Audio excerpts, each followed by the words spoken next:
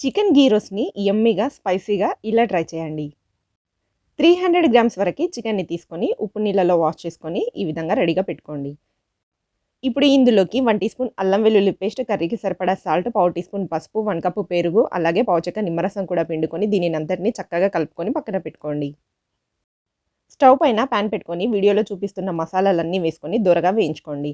ఇందులోనే ఎండుమిర్చి కూడా వేసుకొని దోరగా వేయించుకొని చల్లారపెట్టుకోండి. ఒక మిక్సీ జార్‌లోకి వీటిని వేసుకొని ఇందులో వెల్లుల్లి, పచ్చిమిర్చి, ఉల్లిపాయ ముక్కల్ని వేసుకొని తగినన్ని వాటర్ కూడా వేసుకుంటూ మెత్తని పేస్ట్‌లా చేసి పక్కన పెట్టుకోండి.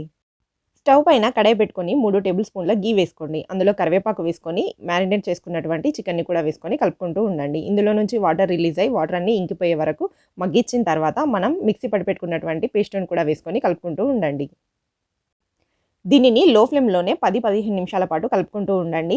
ఈ విధంగా మసాలా మొత్తం చక్కగా ఫ్రై అయిపోయి చికెన్ ముక్కలు కూడా ఉడికిపోయాయి అంటే మన చికెన్ ఘీ రోస్ట్ రెడీ అయిపోతుందండి.